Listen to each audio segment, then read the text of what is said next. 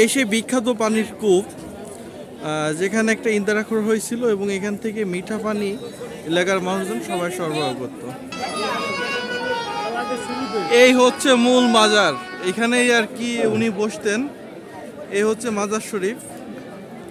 এখানে বিভিন্ন ধর্মের লোকজন আসে, শুধু মুসলিম বা হিন্দু বৌদ্ধ বলে কথা না, এখানে বিভিন্ন প্রজাতি বিভিন্ন ধর্মের লোকজন এখানে আসে।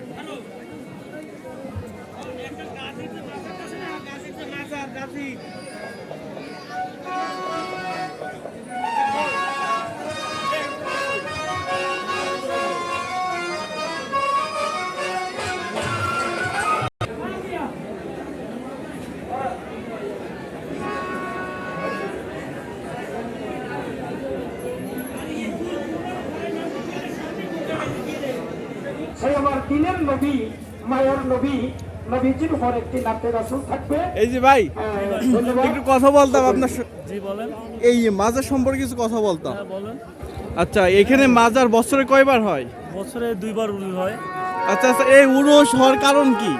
এখানে গাজীকালের আসন ছিল, এখানে তারা বসছে জিজ্ঞাসা করছে, এর জন্য এখানে বছরে 2 বার উরুস হয়। এটা লাস্ট কত বছর যাবত হচ্ছে? এটা অতটা আমার জানা নাই, কিন্তু আমি ছোটবেলা থেকেই দেখি যে এখানে এই মাজারে এখানে উরুস আছে। মানে আপনি ছোটবেলা থেকে দেখেন এবং কি আপনার দাদারাও এটা করে গেছে, তাই তো? দেখছি, জি। আচ্ছা আচ্ছা, তো থ্যাংক ইউ ভাই, পরবর্তীতে আবার কথা হবে।